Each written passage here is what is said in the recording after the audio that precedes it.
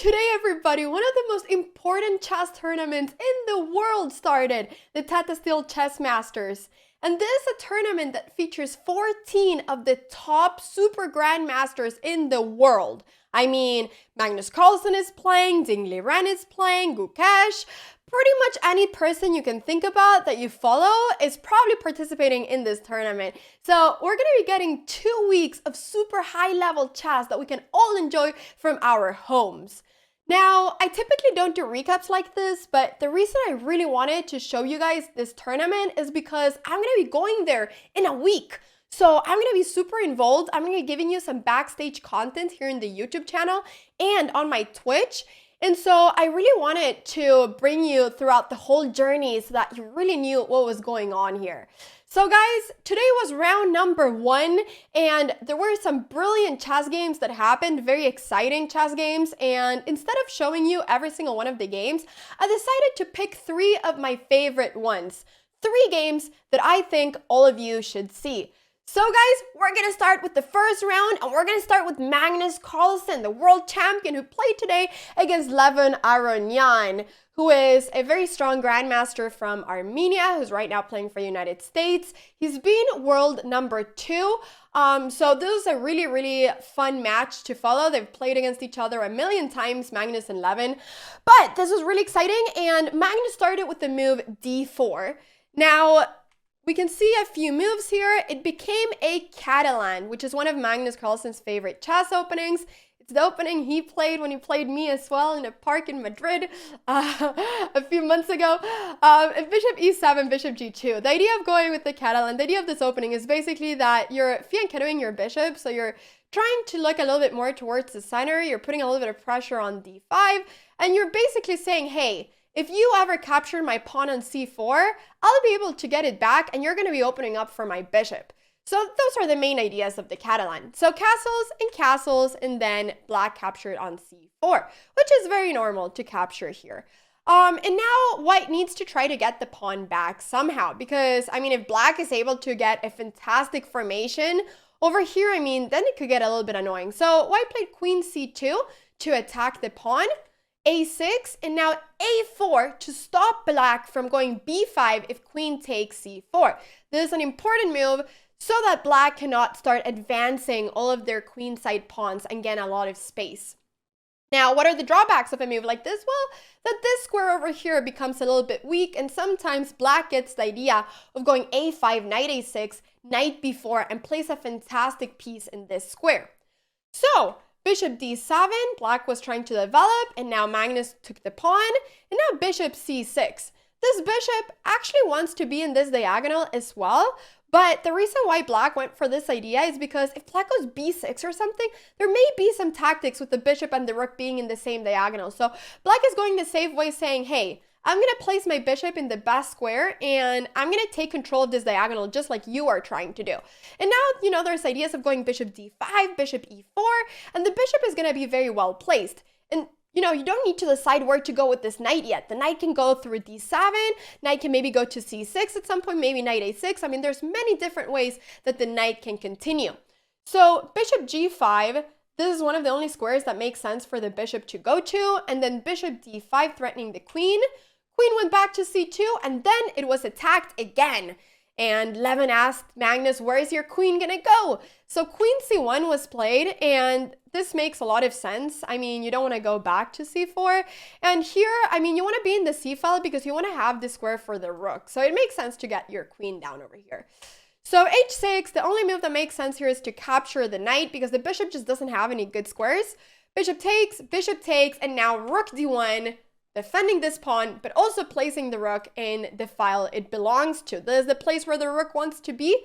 And now black decided that, you know what, we need to take care of the knight. We need to do something about the knight. So a5 was played, and then knight bd2, development, threatening this bishop. And now, I mean, you have to make a decision of where does the bishop go. Do you go back to c6, or do you go the other way to stay in this diagonal? And Levin decided that he was going to go back to h7 to stay in this diagonal, as the bishop is just much more active over here. But by thinking, or by placing the bishop here, he probably realized that he's going to have to try to block this bishop so that it doesn't become too strong over here. So here knight b3 was played, idea being that he wants to go knight c5, but he's also looking towards this b7 pawn. And now if knight a6, for instance, then this pawn on a5 would be hanging. So that is another idea. And if black goes knight c6, well, I mean, the knight could be good there, but it could also be a little bit clumsy if black ever wants to start pushing the c pawn. So knight d7 was played. And in this position, white actually had this really nice move, which is to go knight e5, which Magnus did. Magnus played knight e5, and now actually, this is a great position for white. This knight is fantastic. Black cannot capture here because after captures and pawn captures, the queen and the bishop will be hanging. So this knight is just a fantastic piece, and black does not want to capture with the bishop because then black will lose will lose the bishop pair, but also then once again the d file will be opened up. So this will just be great for white. So this knight is a monster, and this bishop right now is a monster too. So right now it's crucial for black to go c6 to stop the bishop from capturing this pawn. If black would go any other move, I mean rook a7, then actually you would just be able to go, and let me just show you if rook a7, there would be moves such as knight c5, and now we can see that both knights are just becoming super duper strong, and this would be very nice because after something like knight takes, queen takes, we can see this rook is super misplaced, and after something like b6, this position is just terrible for black. I mean, the squares are so weak, this rook is terrible, you just don't want to play this. This would be a huge, huge advantage for white. So in this position, c6 is crucial, blocking the bishop. And now queen c3 was played, idea being to attack the pawn on a5. So right now, what white is simply threatening is to go knight takes d7, queen takes d7, and then to capture on a5. That is pretty much the threat. That is pretty much the threat. So this pawn is a weakness, and black does not want to go b6 because then this pawn will be falling. So actually black is in quite a lot of trouble right now, and it's important for black to find a good way of saving this. And in this position, ARONIAN played a move that when he did it, I was like, what is this? I was shocked, guys. I was so shocked. I was watching this live, and I just, even after he played the move, I was like, why? What is the idea behind it? He played rook a7, which to me at first, it just looked absolutely insane. Because I just thought, you know, what is the difference with the rook being here and the rook being on a5? What is the difference right now? What is the idea behind it? I mean, I was thinking maybe an idea could be that he's able to go queen a8, perhaps at some point, but I was just so shocked about this move. And now in this position, Magnus, he captured on a5, but I kept on thinking, what happens if Magnus would go for the idea that I was thinking about of capturing first this knight and then capturing this pawn? I mean, it looks like a free pawn, right?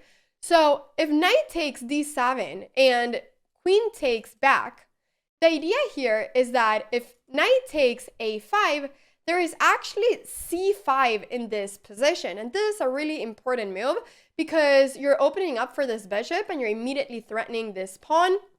And if white would go something like e3 after captures and captures, you would be getting a lot of play here. I mean, the rook would be coming in, and then this knight would be weirdly placed.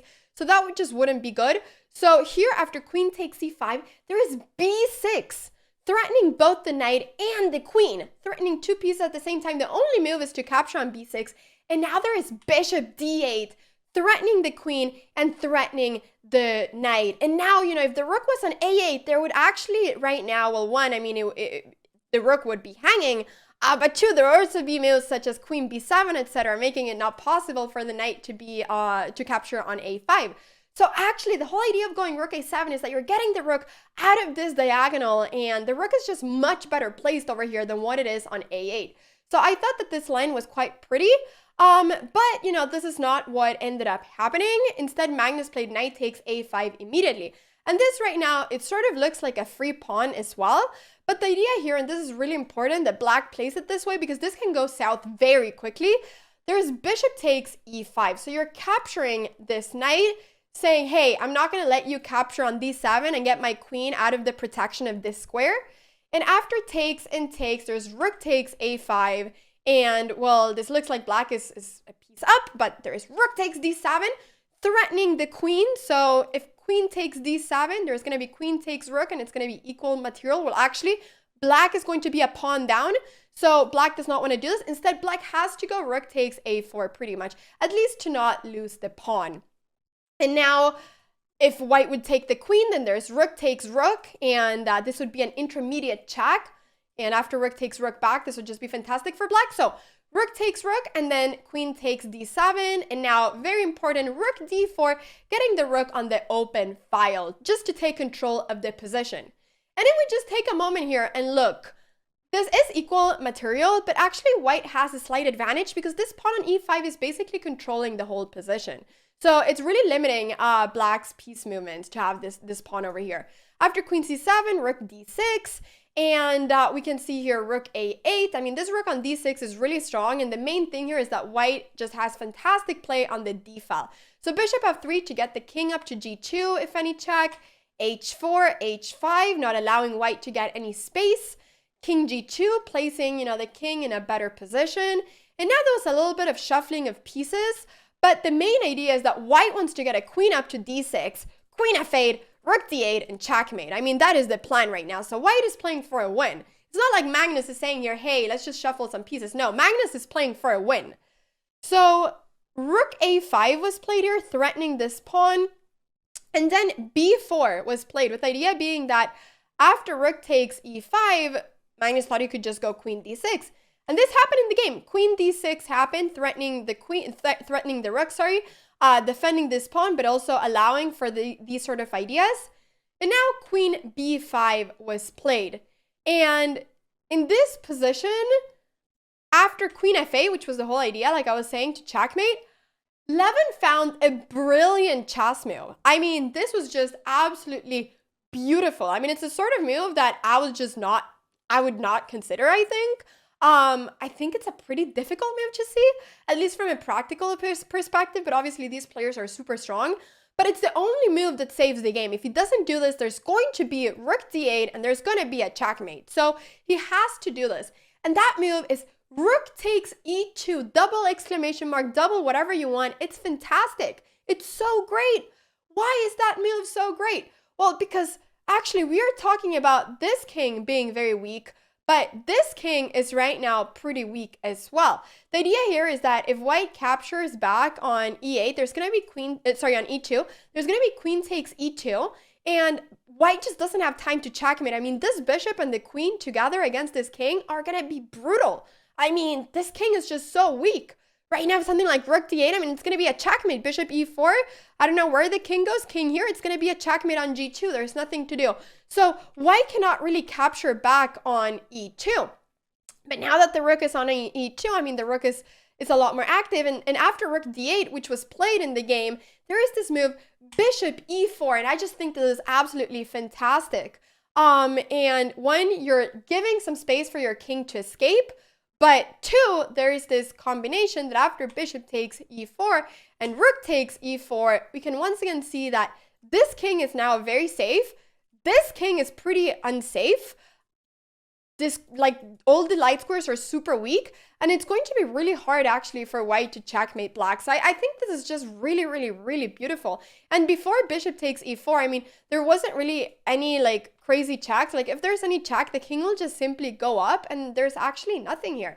So white has to be very careful. So queen takes f7, rook e1, and now we can see that the queen is coming in this way instead. And white needs to be very careful. So in this position, queen g8, king g6, we started seeing a repetition of moves, and the repetition ended up being a draw, because actually if Magnus doesn't do this repetition, there's a big risk that he's gonna lose the game. So this is how the first game ended between Magnus Carlsen and Levin ARONIAN. It ended in a draw, but it was a very exciting draw. It wasn't, a boring draw in any single way. It was a very well fought game all the way till the end. And I really wanted to show you this game. So the next game that I'm going to show you was one of the craziest opening choices that I've seen in high level chess in a very long time, which is why I wanted to show you this game between Super GM Richard Rapport and NODIRBEK Abdutasatorov from Uzbekistan, who played a fantastic chess Olympiad Olympiad. Uzbekistan actually won the last Olympiad. So that was a big matchup. And Richard Rapport in this super prestigious round 1 tournament played, you guys will not believe it, the Vienna Gambit. The Vienna Gambit. I just find it so cool. I mean, we typically see these very solid, sort of slow openings, but he just straight up played the Vienna Gambit, which is a lot of times considered to be way too risky to play at this level, especially in over-the-board classical tournament games. I find it fascinating. So after f4, d5 is known to be the best continuation pretty much. And then f takes e5, knight takes, this is all theory, and then queen f3 threatening to capture the knight. Now, this was obviously super prepared by Richard. I mean, there's no way he would play this without being super duper prepared. And now black played f5, defending the knight. The idea is that if you take en passant, you can take back with the knight, and then black will just have a really good pawn structure. So d3 threatening the knight, and after captures, there's d4, and now this is sort of opening up the whole position. White definitely right now has some pretty weirdly placed pieces. I mean, the question is, where does the bishop go? Where does the knight go? This looks like it's come out as a good opening for black, but at the same time, black is still a little bit in lack of development. And like I said, this was obviously something that was prepared to surprise NODIRBEK. So knight c6 was played in this position, and now Rapport played queen g3, which is just a fantastic move. The idea is that 1, he's defending this pawn, but 2, he's stopping black from getting his bishop out, so that, because if this bishop would move, then this pawn on g7 would be hanging. So this is really interesting. He's also getting a square for his knight, so he can get his knight out. And actually, if he's able to regroup his pieces, I mean, this just looks like a really fascinating position. So bishop e6, black realized that it's going to take a while to develop this bishop. So he's going to start getting the pieces out of this way so that he can castle queenside. c4, closing down the position, and then bishop b4 check. And after bishop b4 check, I mean, imagine where the king went to d1. Guys, what is going on? I just find this so cool. King d1. What is the idea of it? Well, the idea is that he knows that black is going to castle queenside. He wants to go rook b1, and he wants to have his king close here. Like, there's no point for him to have his king here and give black counterplay on this side. There's no point for that. So why not just move the king closer to where all his other pieces are? And now also sometimes, I mean, bishop d2, he might be able to capture with the king. And with such a close center, it might actually be good for white to have a king in the center. So here queen d7 was played, and then rook b1 threatening the bishop, and now long castles. So bishop f3, placing a little bit of pressure on this diagonal, and I actually really like white's position here. Like, if you give me one of the two options, I would pick white here.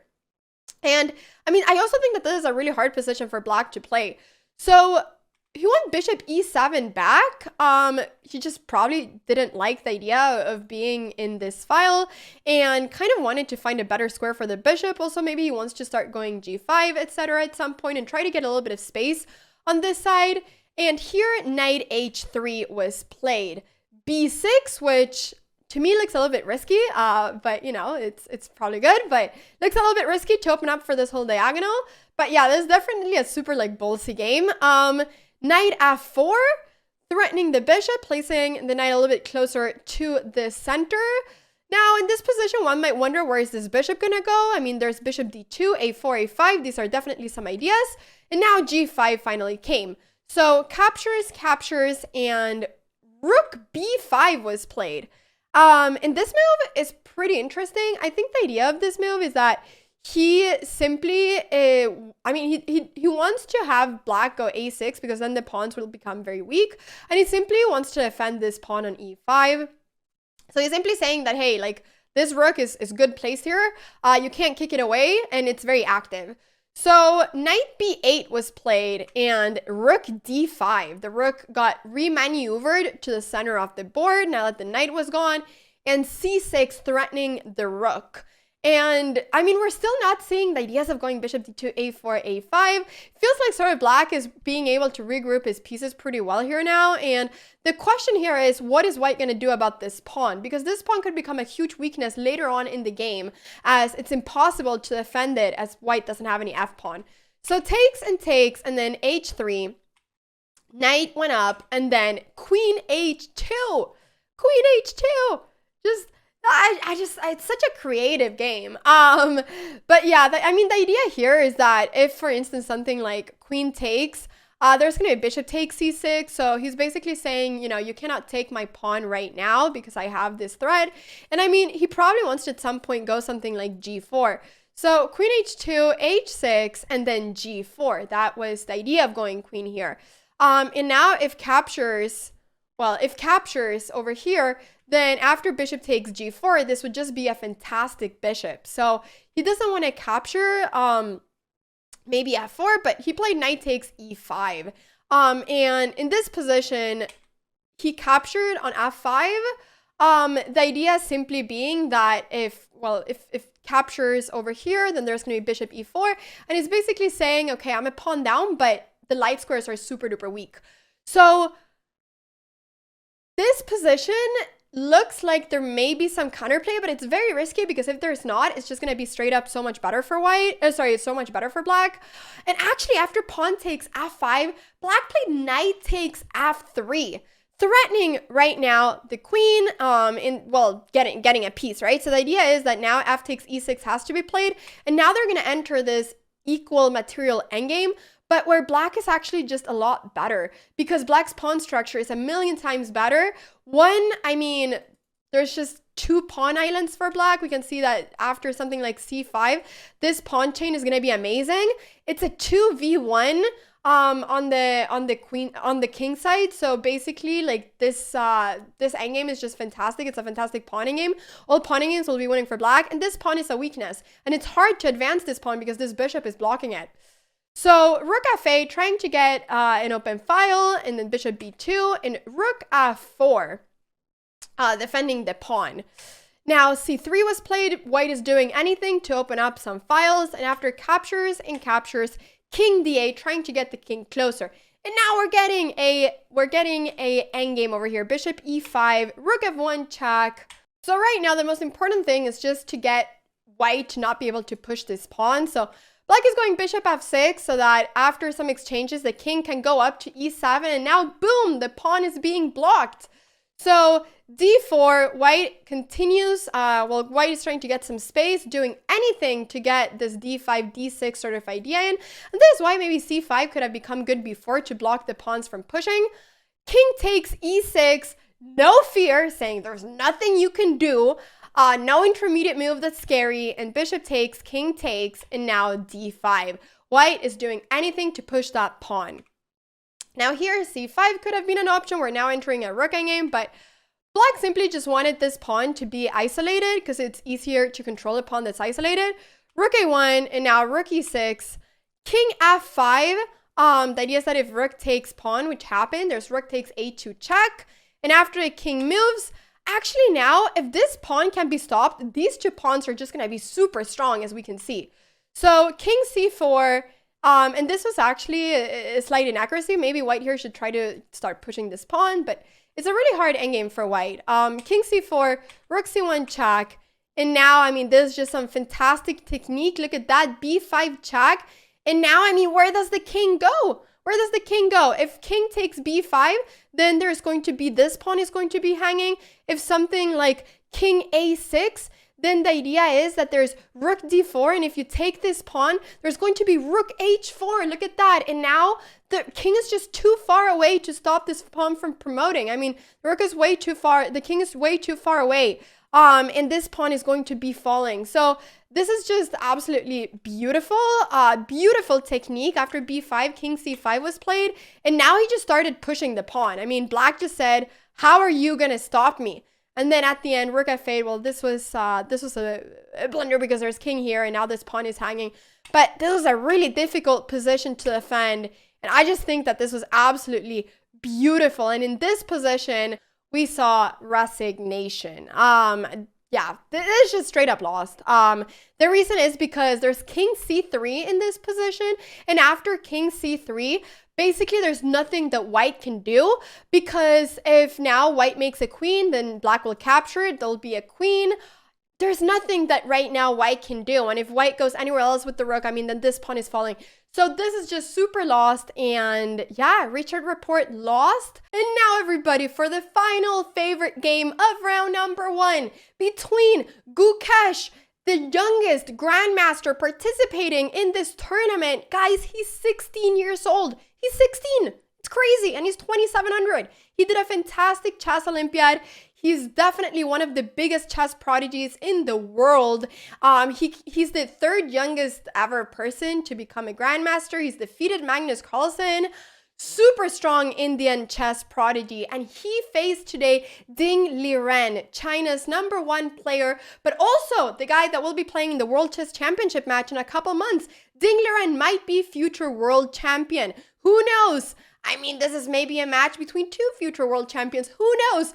But this was a really fantastic game. And it started with GUKESH going d4. Knight f6, c4, knight f3, and then b6. And this became a Queen's Indian defense, g3. And now bishop a6. Ding Liren has played this a few times. The idea is that you get your bishop out on this diagonal instead of this one, saying that, you know, this diagonal is not going to be scary for me, and actually I'm posing more threats over here than you will be doing over here. So right now this pawn is immediately attacked. White has to defend it, b3, and then bishop b4 checked. Now we can see that some of the dark squares become a little bit weaker. And after this check, I mean, white needs to decide how are you going to block the check. Bishop d2 makes a lot of sense, but then, you know, black goes back with the bishop. The idea being that now this bishop is a little bit weirdly placed. Like, you know, would you really want to have this bishop here? No, you'd rather have it somewhere else, maybe on b2. You maybe want to go bishop b2, knight d2, and now you've sort of annoyed white in that way by forcing white to place the bishop in a bad square. So bishop g2, castles, and now d5. 1, getting the center, but 2, blocking this bishop from getting blocking this bishop from being a monster in this diagonal. So d5 is a very normal move, and then knight c3, getting some development going. And right now, I mean, it looks like black can simply capture this pawn on c4, but it's very scary to do these sort of moves because you're opening up for this diagonal. And after something like knight e5, this becomes very scary, so you don't want to take on c4. So c6, blocking, and now threatening to capture on c4, and then bishop f4. Now, what is the idea? Well, the idea here is that if you would right now capture on c4 after b takes and bishop c4, there's bishop takes b8, and after rook takes b8, there is knight e5, and we can see that now both the bishop and this pawn are both under attack. So this would just be really bad for black, and black does not want to enter something like this. So that is the idea with bishop f4. It's an active move that's also threatening, it's an active move that's also defending something. So knight bd7, and now we saw it captures, and actually black captured with the e-pawn with the idea of going c5. I mean, a lot of times we always say, you know, you should capture towards the center, but if you capture with this pawn, then actually this bishop is going to be kind of weirdly placed because it's going to be blocked by its own chain of pawns. So you want to capture like this to go c5 later on. So now we saw some rerouting of knights. Knight e1, the idea is simply to place the knight on d3 and maybe on, opening up this bishop, but also maybe at some point going knight e5, but this knight is just also really good here because it's also blocking this bishop. So we saw some other reroutement of knights, knight f8, bishop g5, and now knight e6. And this knight is now in a really good spot. And I mean, white has to capture on f6 because otherwise, where does the bishop go? So takes and takes. This pawn is a little bit under attack, so you want to go e3, defending it. And now everybody, okay, this is. I think this is really pretty. Knight c5. Isn't that beautiful? Guys, isn't that so pretty? Okay, knight c5. What is the idea of knight c5? Well, the idea is that if captures, this knight is falling. And I mean, this is what happened. But I mean, just look at how strong this bishop becomes. And just look at how strong both of these bishops become in this position. After rook c1, the idea is that you go queen f6. And you're in control of this bishop. This bishop is a monster, and if white captures here, captures, this rook will become super strong as well. So all of a sudden, all of black's pieces are really strong. And the question is, what is this rook doing over here? What is the rook? What is the bishop doing? What are white's pieces doing? Queen c2 threatening the bishop, and now d4 defending. If captures on d4 in this position, there's going to be bishop takes d4, and now there's a lot of pressure being put on f2 with the bishop. There's pressure over here. It's terrible. So white wants to go c takes b6, and after pawn takes b6, even though the engine is saying that this is equal, this is definitely a very nice equal for black. I would 100% pick black in this position. Rook f1, the rook finally gets out of this diagonal, and now rook a d8, putting a little bit of pressure on this d3 knight. So now sometimes there might be ideas of capturing on e3, and this knight could be hanging. So white captured on d4, and after bishop takes d4, boom, captures, and maybe captures there, could be a threat. So knight f4 blocking everything. And this actually in this position, white probably had to capture on c6, but this is really, really, really difficult. It's a very difficult position for white to play. But after knight f4, there's this fantastic move that Ding Liren played, which is g5, just threatening the knight. Where does the knight go? I mean, if the knight goes something like to h3 or whatever, something like knight h3, this is really pretty. There's actually in this position c5, and what does white do? The threat is rook e2, and it's almost impossible to stop it. I mean, it's just basically black just having such an amazing controlling position, just dominating the game. So after g5, where does the knight go? Well, the knight went to h5, threatening the queen. But in this position, there's queen h6, and this is a great square for the queen. It's threatening the knight, and the knight just doesn't have a lot of squares to go to. I mean, it has no square to go to. So, I mean, you really have to go either g4 or bishop f3. Bishop f3 was played, and then c5, just keeping the pawn safe and defending the bishop. And here, g4 was played to get this square for the knight, to try to get it up to f5. And then f5, no fear, immediately challenging the pawn on g4. I mean, just look how much black is opening up his king. He doesn't care. So knight g3 was played, and then f takes g4. This is a really scary position to play. I mean, knight f5, threatening the queen right now. But now there's queen f6, and I mean, everything is safe. The pawns are safe, the queen is safe, the king is safe. There's nothing immediate happening because of the bishops dominating this whole position, and all of black's pieces being so active. So bishop e4 was played with ideas of maybe looking a little bit towards h7, but now there is h5. And what black is trying to do is that black is just straight up just trying to start pushing towards the king. And yeah, I mean, he might even bring the rooks in, and he's also keeping this pawn safe, and it's hard to see what white can do here. So b4, trying to get some sort of counterplay, trying to threaten here on c5, and then king f8. The king is just escaping. King is just, the king doesn't want to be on a light square. I mean, he's basically saying, I have all the time in the world, let me do my thing. So king f8, a3, and now h4. He kept on pushing here. Rook e1, and now in this position, there is this fantastic move, but it all comes, it's a tactic, but it all comes from the fact that just white didn't have anything to do. It was such a difficult position to play, and it's really hard when you're being like so cramped to find ideas to play. So in this position, there's this beautiful tactic that Ding Liren found. Rook takes e4. Now, what is the idea of that? Well, let's say that there is rook takes e4. If you capture back with the rook, there's bishop d3. Beautiful, threatening the queen and the rook. And after queen takes, there would be bishop takes f2, winning the queen. Beautiful. And what happens if you go queen takes e4, which is what happened in the game? Well, bishop d3 nonetheless. And where does the queen go? You cannot capture because bishop takes f2. Queen is hanging.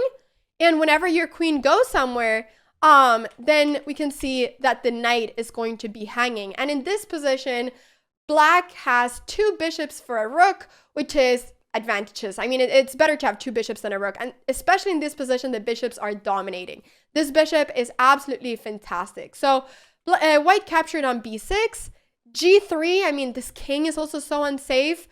How do you defend? And after takes, b takes c5, bishop h3, there was a resignation from GUKESH. And here, Ding Liren won. What is the threat? Well, the threat is simply to go right now. I mean, bishop take. I mean, if something random, something like rook h6 or something, there could just be bishop takes f2, and after king h1. I mean, you don't even have to like go g2 right now. There's so many different moves that you can do, but just bishop g4, bishop f3, and there's so many checkmate ideas right now. It's just completely lost. So there's nothing that you can do as white here. So guys, I thought that this was one of the, well, there was a beautiful, beautiful tactical chess game between two amazing chess players. I hope that you guys enjoyed the analysis of round number 1. Right now, the standings are looking like this. Let me just go ahead and show you. These are the standings right now. The only players that ended up winning today were Ding Liren and Abdusattorov, who won against Rapport and GUKESH.